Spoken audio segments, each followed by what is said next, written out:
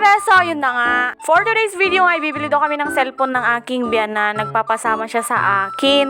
Tapos ayan na nga at na-miss nila yung isa't isa. Makakulay mo yung grass. Bago kami bumili ng cellphone, ayan, kumain muna kami dito sa Inasal.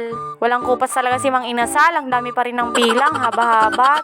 Pagkatapos na namin kumain, ayan, pumunta na kami dito sa mga pwesto-pwesto dito sa mga cellphonean. Nag-canvas muna nga kami, pumunta kami sa kung ano-anong brand ng cellphone, di ba? Para ma-check mo kung saan yung mas mura, yung mas maganda, ganun. May mga mura naman dito kaso baka kukunti lang malalagyan niya kasi 32GB lang.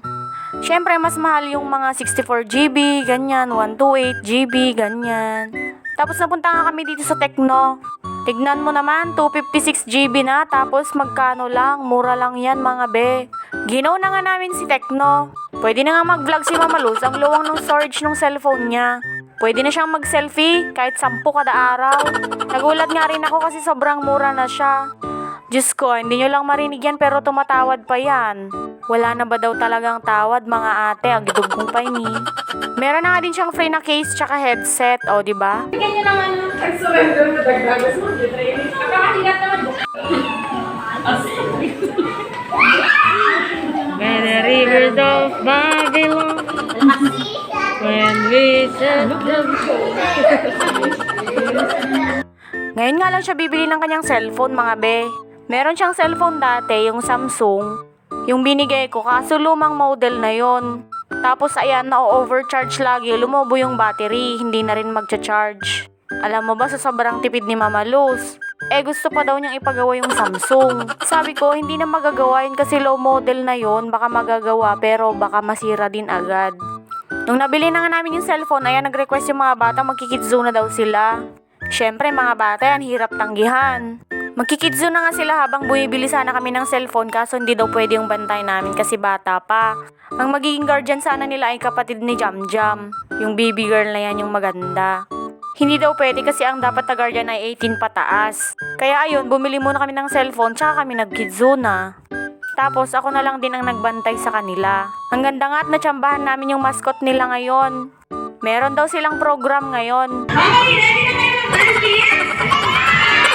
Okay, mag-warm-up dance na po tayo.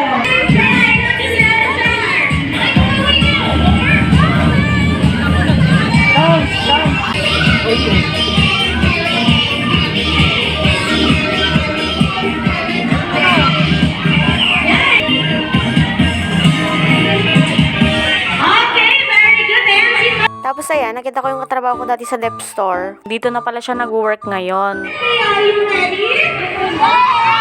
Yes! Ayan naman, okay. Start up. Ay niya, lakasan niya, ilahi.